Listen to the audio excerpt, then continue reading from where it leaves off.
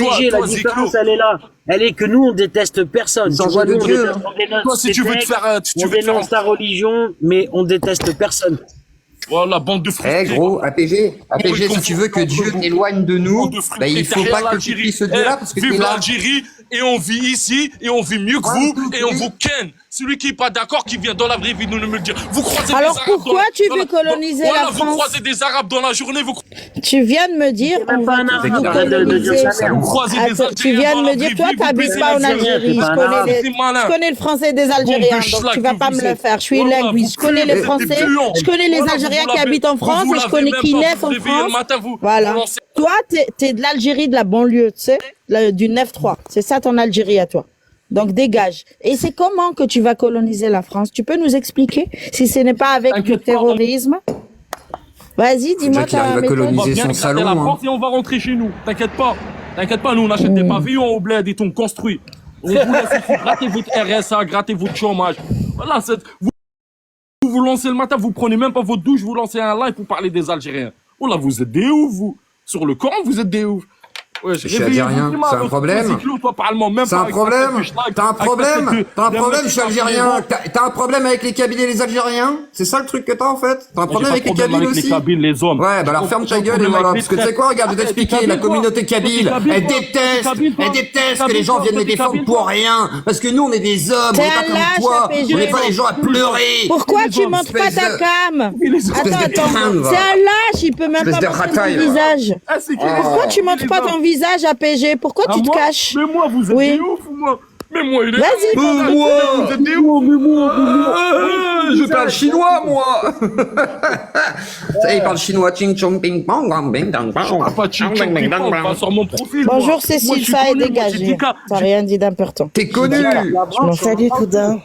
Salut Cécile. Voilà, ça va ma belle. Là, vous êtes comme des schlags. Vous parlez de l'Algérie pour faire de gros, va voir ma chaîne YouTube et ferme ta gueule. Voilà. Vous touchez le RSA tous, wallah. Vous me rêvez. Ouais, vive le RSA. Ah, ça fait plaisir. C'est agréable, sympa la live. Ou pas Je sais pas qui de bon matin est monté insulter tout le monde. Je sais pas. Nous, on était en train de parler. De schlag que vous êtes. Il n'y en a pas mais un ouais, mon gros frère. Et toi, par contre, qu'est-ce que tu fous? Attends, on va recadrer 2 secondes. APG, ta gueule. Qu'est-ce que tu fous ici? Qu'est-ce que tu fous avec des koufars et des schlags?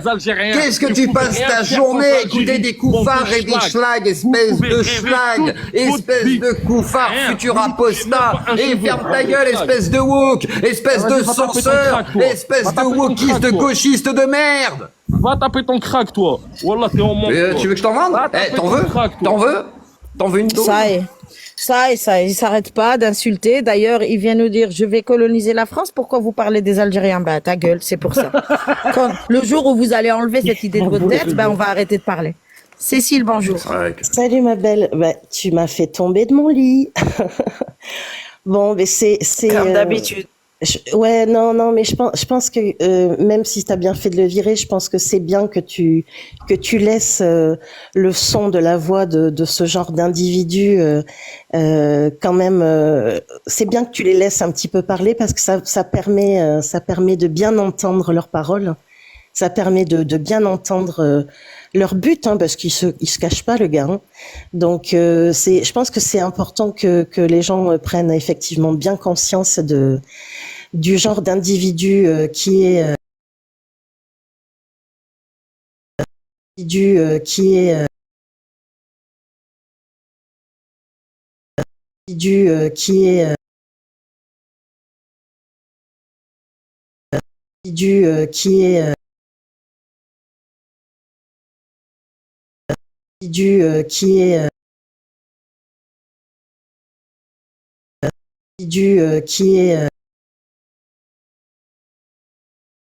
la hauteur de ces gens-là. Mais si tu veux, non, moi je suis pas convaincue qu'il ne représente que lui-même parce que moi j'écoute en ce moment j'ai du temps de libre donc j'écoute beaucoup de live et j'écoute aussi beaucoup de débats et force est de constater que malheureusement ils sont nombreux à parler comme lui.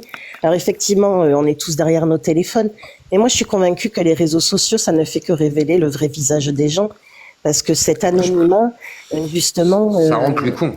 ça rend beaucoup plus con que la Je normale. sais pas, moi je pense que c'est dire ça des libère, trucs que tu dirais pas en vrai. Hein. Non mais franchement, moi qui travaille sur Internet depuis 3 ans, donc c'est pas un truc que j'observe depuis peu, et je regarde beaucoup les chaînes de YouTube, etc., TikTok, Twitch, tout ça. Moi je suis d'accord avec En vérité, les gens deviennent complètement débiles avec Internet et se sentent soit tout puissants, avec une petite communauté qui va te galvaniser, etc., voire te donner des outils pour pouvoir faire ce que tu veux. Donc effectivement, il y a un peu ce phénomène-là qui s'accentue.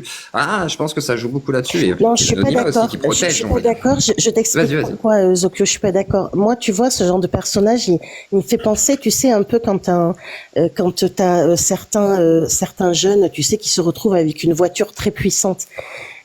Tu constates bien, ne serait-ce que sur la route, que certains individus, quand ils ont une grosse berline, ils ont cette sensation de supériorité. Et les réseaux sociaux, pour moi, c'est exactement la même chose. C'est-à-dire que ça ne fait que libérer la parole. Alors effectivement, elle est pas libérée à ce point-là dans la rue.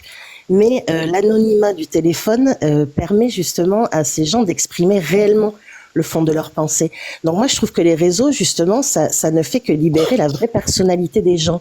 Comme on a pu voir la vraie personnalité des individus pendant le Covid, le comportement des gens dans les magasins. Donc pour moi, ça amplifie ces deux positions. Ça amplifie.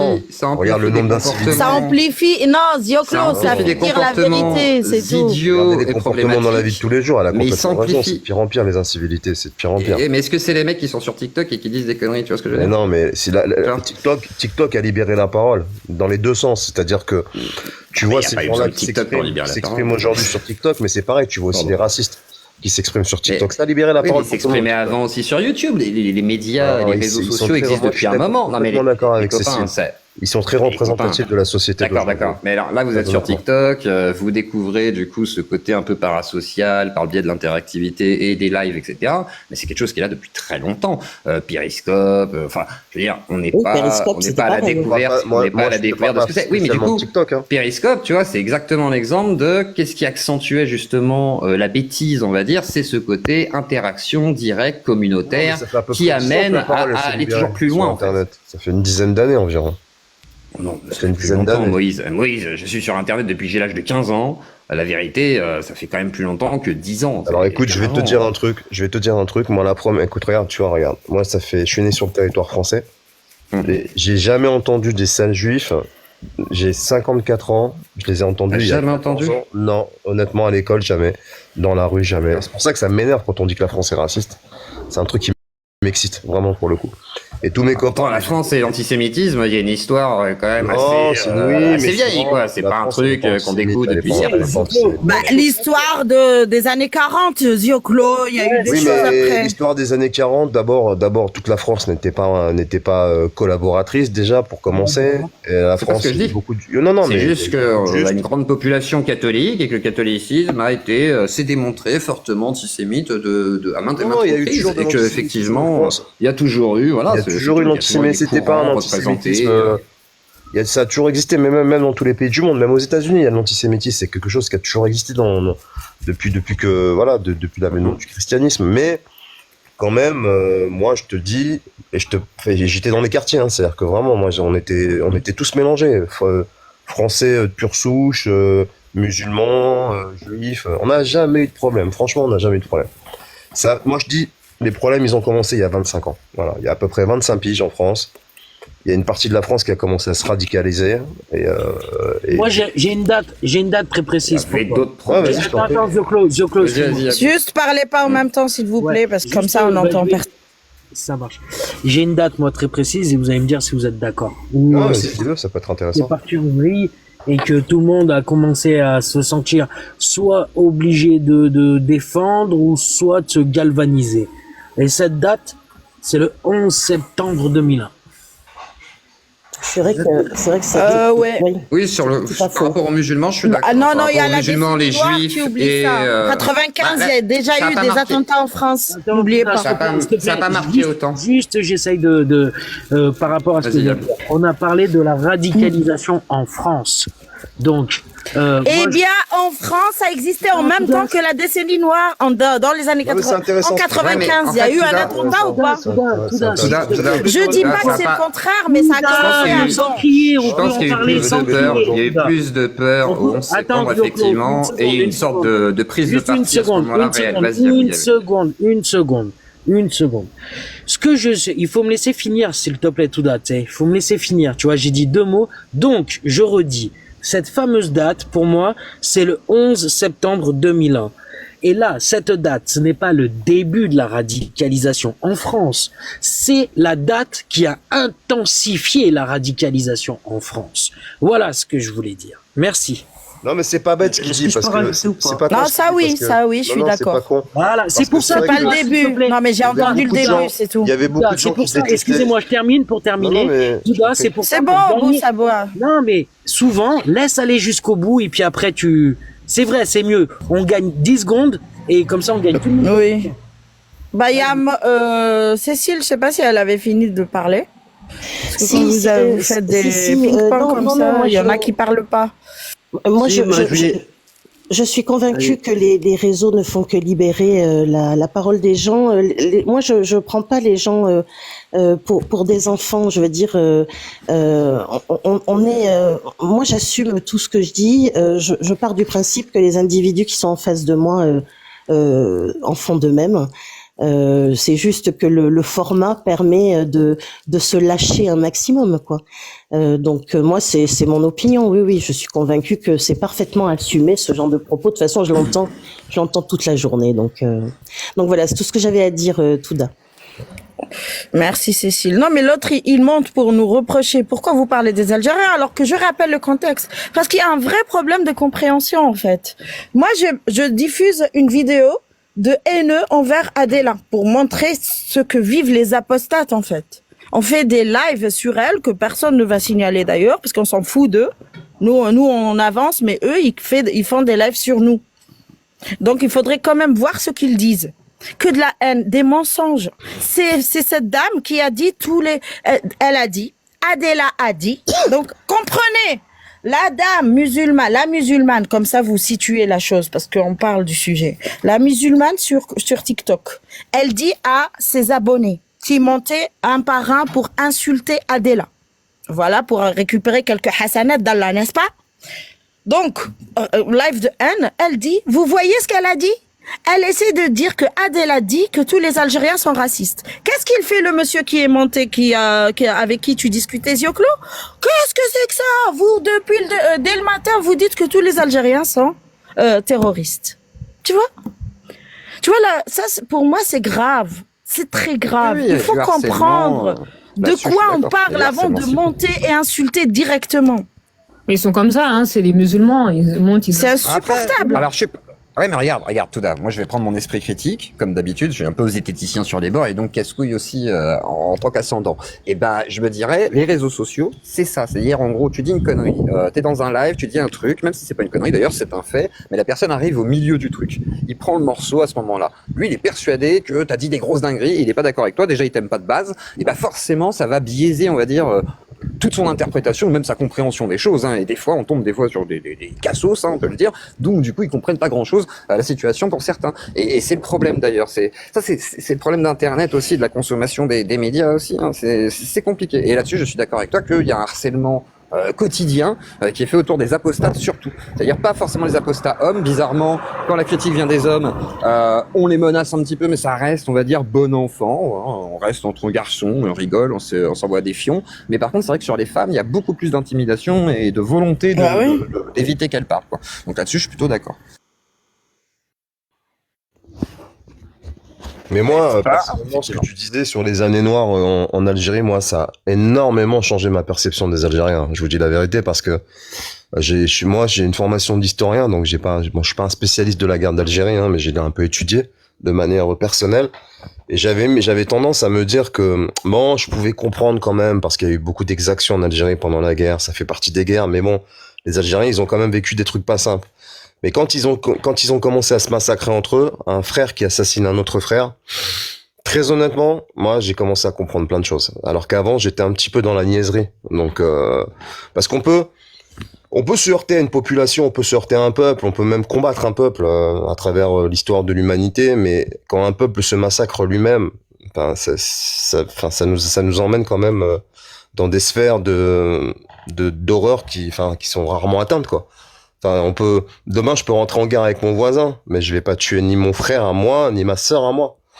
Donc ça m'a beaucoup marqué, moi, les années noires en Algérie, je vous dis la vérité. Sur ma perception, en tout cas, de l'Algérien en France, parce qu'on a beaucoup d'Algériens sur le territoire français, hein, on peut le dire, qu'on le veuille ou non, c'est comme ça. Mais il y a beaucoup d'Algériens. Donc, du coup, ouais, moi, ça m'a beaucoup marqué, les années noires, je vous dis la vérité. C'est lié, c'est le début du réel terrorisme. C'est en Algérie qu'il est né. Bon, en Afghanistan d'abord, puis en Algérie. D'accord? Où il a vraiment commencé à agir. Agir littéralement du texte, du contexte, à faire vivre la sourate 9 du Coran, quoi. C'est-à-dire zigouiller le takfirisme. D'ailleurs, je rappelle, petite parenthèse, ce week-end, peut-être, si Valat répond, il y aura un live sur YouTube sur le takfirisme. Takfir, le danger, le cancer de l'islam, en fait, le fait de takfiriser les gens, ce qui a fait la décennie noire. C'est moi ça me choque. C'est naïf qui disent encore, mais oui, mais regarde, en Algérie, il y a des musulmans aussi qui ont été tués. Non, ils ont été tués parce qu'ils ont été takfirisés d'abord. D'abord, c'était devenu des apostats. Ok. Pour ceux qui les ont zigouillés, ils les ont considérés d'abord comme apostats. Donc takfirisés. Vous n'êtes plus musulman. Vous votez pour le tarot. Vous voulez la démocratie? Vous voulez l'égalité? Le présent, quoi. Vous voulez le présent et pas le futur, l'au-delà? Eh bien, vous êtes des koufars. Eh bien, on va vous zigouiller. Donc, les Algériens qui sont morts en Algérie, ils sont morts en tant que koufars, pas en tant que musulmans. Dans la main de celui qui les a zigouillés. D'accord? Et au nom de quoi? Au nom de l'islam. Non, mais d'où notre critique. On est d'accord avec toi, mais ce qui est choquant, au-delà du fait que tu tues un autre frère, c'est qu'ils sont tout le temps en train, eux, de te dire, on est Algériens, on est frères. Tu vois ce que je veux dire? S'ils avaient pas s'ils étaient pas en train de nous brasser une pseudo-unité, bon, tu vois, mais ils sont tout le temps en train de nous dire, on est frères, on est frères, on est frères. Non. Non, mais. Tes frères ou tes sœurs, quand tu te soumets. On pourrait dire la même chose pour la Oumma. C'est quand on est musulman, on est 2 milliards, et puis en fait, tu te rends compte que non, eux, c'est des Rawariges, non, c'est des chiites, non, bah non. Finalement, c'est ça le truc, c'est que l'islam, c'est une secte avec plusieurs sectes à l'intérieur. Simplement. Non, mais ce qu'il y a de fou, c'est qu'en fait, je sais pas si vous avez remarqué, il y a que devant l'islam que tu mets le mot modéré. Enfin, ça veut dire quoi, modéré, en fait? Ça veut dire que tu sous-entends que dans l'islam, il y a plusieurs vitesses, quoi. Et que, tu vois. Les cathos aussi, hein. On a les cathos tradis, on s'appelle tradis, hein. Je dis pas chrétien modéré ou juste. Attends, c'est pas pareil. Attends, Zioclo, tu compares et cette comparaison me plaît pas, c'est pas parce que je veux défendre le catholicisme. Mais je vois pas, moi, un pays, un État catholique qui applique des textes qui viennent de la Bible et qui zigouille les apostats ou, il y a des catholiques. Il y a un groupe, ça fait longtemps qu'il existe. Non, mais je parle de l'apostasie. C'est pareil pour l'homosexualité dans les autres religions. Mais nous, on parle de l'apostasie. Zioclo, on compare les choses. Pareil. Est-ce que les catholiques tuent les apostats? Vas-y, Zioclo. Je ne peux pas argumenter. Il y a des conditions particulières chez certains catholiques. Par exemple, je vais prendre Civitas, un groupe qui est relativement actif en France comme des fois en Belgique, qui s'associe d'ailleurs avec des fois des musulmans très radicaux, parce que ils ont des accords de principe par rapport au texte, et se disent que effectivement, tu vois, le monde, la France est géré par le diable, qui est l'inversion des valeurs, machin et tout. Donc peut-être qu'effectivement ils vont pas couper, pragmatiser, on va dire, les apostats, etc. Mais en tous les cas, ils ont aussi une forme d'intolérance relativement grande, et on va pas dire effectivement des catholiques modérés, on va parler de cathos, de chrétiens basiques, et ensuite on va parler de traditionalistes, voire d'intégristes en fait. Hein, on utilise le terme, mais comme chez les orthodoxes juifs. Les orthodoxes juifs sont des casse-couilles invétérés, me semble-t-il. Moi personnellement, si j'étais juif en Israël, ça m'emmerderait d'être toujours un peu sollicité par les orthodoxes, tu vois, qui sont très actifs, très prosélytes et très embêtants du coup, parce que ils sont sur la Torah en mode très très pointilleux. Et je pense que tous les intégristes en fait sont problématiques. prosélytisme. Ils sont pas prosélytiques, les orthodoxes. Oui, tu as raison sur le reste. Ils sont prosélytes dans le sens dans le sens où il faut respecter le Shabbat, etc. Ils vont faire chier les commerçants quand même. Enfin, pour moi, c'est une forme de prosélytisme. Toutes les religions, c'est toujours une problématique. Mais tu vois, c'est une sorte de prosélytisme si dans le les sens de respecter la loi de Dieu, tu vois. Oui, mais si tu veux, la différence qu'il y a, et pardonne-moi, ça peut. Vas-y. Tu vas peut-être me dire que je suis jugé parti, mais si tu veux, la différence, c'est que les orthodoxes en Israël, ils vont pas prendre les armes. C'est-à-dire qu'ils sont ils sont dans le religieux, mais ils vont pas aller chez toi t'égorger. Non, même, ils le feront jamais. Ils ont des accords avec Netanyahou quand même. Ils sont copains, tu vois, c'est normal. Non, même sans accord, regarde aux États-Unis, par exemple.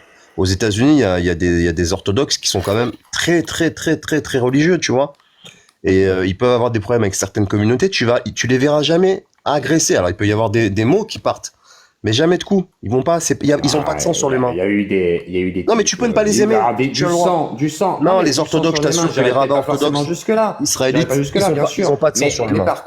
Par contre, chez les orthodoxes, il y a des gens particuliers aussi qui sont aussi des fois engagés politiquement et tout, et il y a des trucs touchy. Enfin, mais comme dans toute religion, comme dans tout courant un petit peu bizarre justement. Oui, non, mais je suis d'accord avec toi. Et par contre, chez les musulmans, la réalité, c'est que malheureusement, eux, leur courant majoritaire est le courant relativement intégré. C'est ça le problème en fait. Écoute, je vais même aller dans ton sens et même te dire que tu oublies de mentionner quelque chose d'hyper important. C'est les États-Unis, la place que prennent aujourd'hui les évangélistes aux États-Unis. Ils sont devenus hyper dangereux et justement ils veulent revenir sur l'avortement. Non, mais État qui n'est pas. C'est pour ça que je dis que c'est intéressant. Mais qui par contre. Sauf que les évangélistes, ça reste presque une secte. Pour moi, les évangélistes, ce sont des sectes. C'est pas sectaire, quoi. Attends, Zioclo, tu es quand même d'accord que toutes les trois religions condamnent l'homosexualité, ont la même position envers l'homosexualité. Et donc oui, c'est répugnant, c'est une répugnance, c'est un péché, tout ça. Ils sont tous d'accord. Mais ils n'ont pas le même rapport à l'homosexuel. En islam, c'est quoi le rapport à l'homosexuel? Je vais te dire. Dans les autres religions, c'est moi juif, moi chrétien, moi je ne sais quoi. Je dois pas être homosexuel. Même si j'ai des envies, je vais me frustrer parce que j'aime mon Dieu plus que moi. Ça c'est bon. Ça pour moi, t'es libre de le faire. Mais dans l'islam, tu sais ce que ça dit dans l'islam? Ça dit que la société dans laquelle se trouve l'homosexualité, elle est maudite, et que toi, ta vie à toi, le musulman qui est dans ton coin, elle va être mauvaise parce que tu as un homosexuel dans ton quartier.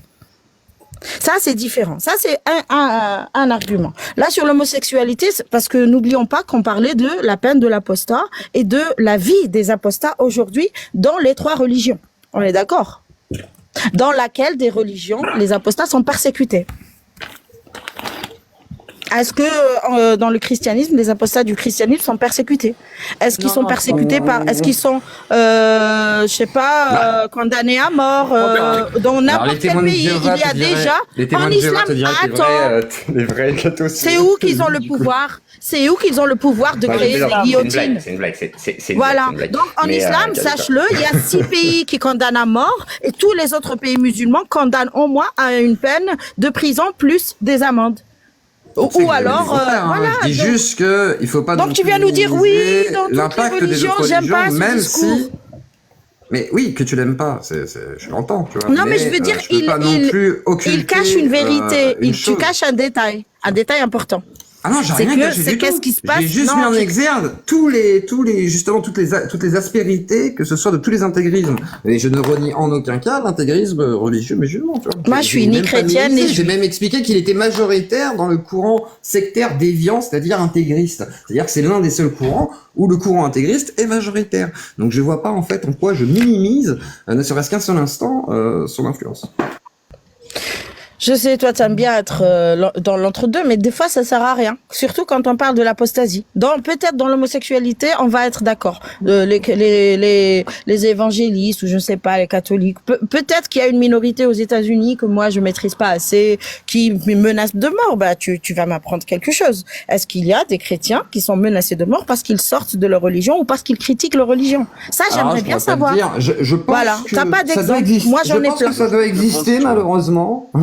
Mais c'est isolé. Voilà. Mais ça reste isolé. Oui, c'est pour ça que je dis, je vais pas prendre même les exemples s'il y en a, mais je suis quasiment persuadé qu'il y a forcément, malheureusement, quelques exemples, quoi. C'est isolé, c'est pas c'est difficile de comparer. Oui, ça doit exister, c'est certain, mais si tu veux, c'est forcément isolé parce que sinon, ça serait venu jusqu'à nos oreilles. Surtout avec l'attention qu'on peut porter et l'impact que les religions ont sur les personnes, qui pour moi reste quelque chose d'incompréhensible. Pardon. Donc moi, oui, ça reste complètement isolé. En France, c'est catastrophique. On est sur des individus adultes avec des comportements de préadolescents complètement immatures, qui n'ont aucune forme d'autocritique. C'est extrêmement dangereux. Quand on voit que des gens ne sont pas capables de discuter, ne serait-ce que dans le calme, ou ne sont tout simplement pas capables d'accepter la moindre critique sous prétexte que ils sont sur du sacré et qu'il ne faudrait surtout pas heurter leur petite personne. C'est catastrophique. Ces gens-là vont évoluer dans une société. Ils vont forcément avoir un impact dans leur entourage, une influence notamment sur les enfants. C'est catastrophique de se retrouver avec de tels individus et un nombre aussi important dans un pays où justement la critique, l'humour fait partie de nous tous, quoi. Donc moi je trouve que c'est exponentiel depuis quelques décennies, mais c'est ceux qui refusent de le voir. Je me dis, mais comment c'est possible que dans une société comme la nôtre, on ait pu laisser évoluer de tels personnages? Moi, je suis très très inquiète pour nos enfants qui vont se retrouver à des âges adultes et qui s'auto-censureront bien plus que nous on le fait. Donc il faut absolument tirer la sonnette d'alarme, alerter un maximum, blasphémer à fond. Moi j'ai pas peur de le dire. Tant pis si ça vexe, tant pis si ça heurte, mais il faut à fond aller là-dedans parce qu'on a une responsabilité gigantesque pour la génération qui arrive. Éduquer un maximum les jeunes, le moindre propos qui peut paraître un petit peu extrême, faut y aller, c'est un travail qu'on doit faire, on a ce devoir de le faire parce que sinon les jeunes ils sont foutus. Moi je le vois, je prends souvent mes enfants comme exemple. Mon fils a 18 ans, quand je discute avec lui, il ne comprend pas qu'on empêche des jeunes filles de rentrer à l'école avec le voile. Pour lui c'est du racisme. Donc je lâche pas, on se tape des conversations de 1 heure, 2 heures et petit à petit je vois que il comprend, je vois qu'effectivement, mais faut y aller à fond là. Faut y aller à fond parce qu'on a ce devoir, on ne peut pas laisser une France comme ça à nos enfants. Ça n'est pas possible. Et si on laisse faire, on sera coupable. Quand tu vois, Cécile, je te coupe pas, mais quand tu vois des adolescents, moi, il y a pas longtemps, où j'ai hébergé une fille qui avait 16 ans, qui était voilée pendant le Ramadan, une Française, c'est de plus en plus inquiétant. C'est pour ça, il faut pas lâcher, comme tu le dis, il faut pas lâcher. C'est inquiétant et puis c'est généralisé, c'est-à-dire que alors ça commence d'abord dans le doux, oui, mais moi tu comprends, ça me vexe, ça me choque, alors ça commence d'abord dans le doux et puis très vite tu te rends compte que il y a aucune autocritique sur l'islam qui est permise. C'est dingue. Alors pour le catholicisme, pour en revenir à ce que tu disais, Zioclo, pardon, le travail a quand même déjà été fait. Alors ça vient sûrement de la séparation de l'Église et l'État, et puis ça s'est sûrement passé bien après. Mais il y a déjà tout ce travail qui a été fait concernant la religion chrétienne en France. Je trouve que ça va, quoi. Les gars, ils sont capables de... Alors même s'ils apprécient pas, même si ça les fait pas rire, je veux dire, il n'y a pas derrière un discours de haine. Ils vont tous... Enfin voilà, je sens pas la même animosité, si tu veux. Je dis pas qu'il y en a pas, attention, mais elle est beaucoup moins affichée. Moi, je dirais, faites attention de ne pas tomber justement dans ce côté il y aurait que l'islam, parce que par exemple je prends Papacito, gros influenceur quand même qui quand il fait une vidéo va taper le million de vues sans aucun problème. On n'est pas sur un petit influenceur, il a levé beaucoup d'argent plusieurs fois, il a un impact médiatique relativement important au point que Mélenchon s'est senti menacé lorsqu'il a mis l'effigie d'un mannequin à l'effigie de la LFI et avec Code Reno on tirait dessus, il met des coups de couteau, d'accord ? Ce gars-là est un catholique intégriste, traditionnaliste, d'accord ? Plusieurs fois, Il a dit qu'il fallait se saisir soit d'armes, soit effectivement de faire des dingueries, en fait, suggérer relativement, un peu à la Bassem, en fait, hein, tu vois, ce côté, on va envoyer les gens ou signifier quelqu'un spécifiquement, tu vois, des sortes de cibles ou je sais pas quoi. Et bah, effectivement, ça peut amener des problèmes. Par exemple, Benjamin Ledigue, il s'est pas fait péter la gueule par des musulmans, il s'est fait péter la gueule par des gens qui étaient plutôt de la droite traditionnaliste, en fait, ce qui est logique, puisque effectivement, à ce moment-là, la problématique était sur les catholiques, d'un mec qui twerk dans l'église et qui, du coup, blasphémerait, entre guillemets, la maison de Dieu.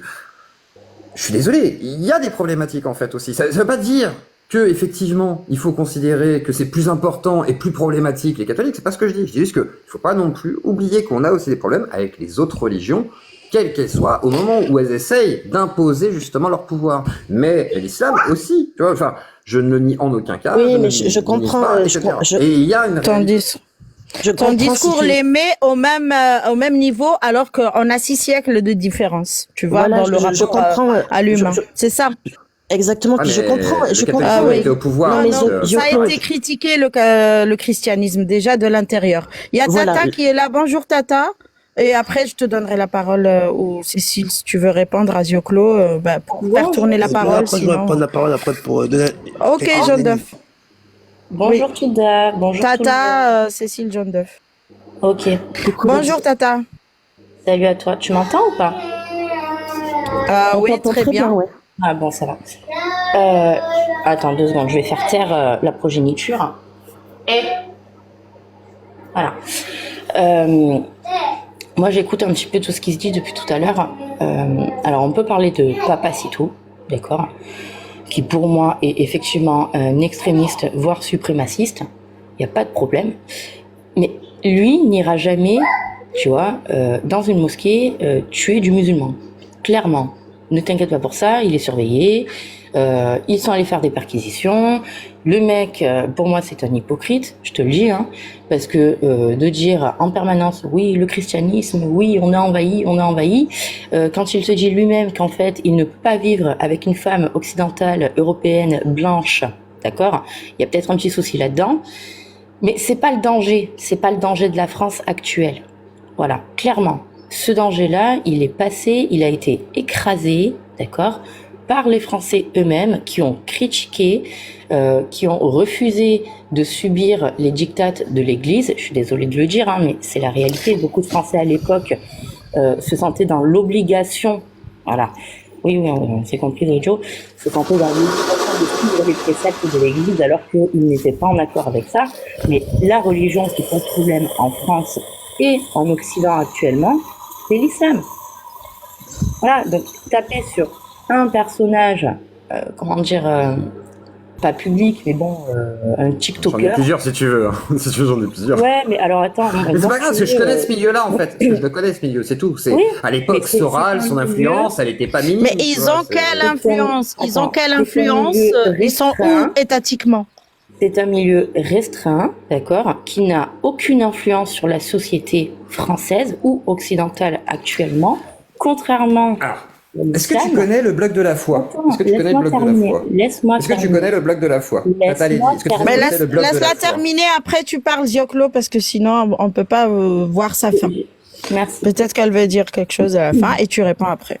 Oui, tu sais mieux parce que toi, t'es sur YouTube, forcément. J'ai vu que t'as fait plein de lives avec des. Pas du tout, c'est juste que c'est un milieu que je connais pas trop mal. Oui. Voilà, c'est surtout ça. Voilà. C'est juste ça. Mais je vous dirai pourquoi. C'est juste que. Je laisse terminer. Et je sais pas mieux. Je dirai juste ce que j'en pense. C'est pas pareil. Non, je vais juste te donner mon expérience personnelle, d'accord? J'ai 32 ans, je suis française. Bizarrement, je me sens pas en insécurité quand je croise quelqu'un de catholique. Pourquoi? Parce que quelqu'un de catholique, quand tu le croises dans la rue, tu ne sais pas qu'il est catholique. D'accord? Parce que quand tu es sur les réseaux, tu ne te fais pas attaquer, menacer de te faire yoler dans une cave jusqu'à ce que tu aimes une religion, etc., etc. Ça, je le subis de la part de fanatiques, d'accord, du dogme islamique. Je ne le subis pas de la part de chrétiens. Tu comprends? Là, actuellement, que ce soit moi, que ce soit mon entourage, mes concitoyens, on est attaqué, il y a des meurtres, il y a des personnes qui sont tuées, qui se font couper la tête. Attention aux mots, là là, j'ai 2 restrictions. Je crois que je vais fermer, rouvrir, parce que là, ils vont me bloquer mon compte avec les 2 restrictions et avec les mots. Ouais. Des fois, on se... Est-ce que ça vous va si je ferme et que je rouvre et puis vous tapotez pas bien les koufars, hein? Vous tapotez pas bien. Tu reviens, Zioclo? Je relance. Bah ouais, je demanderai.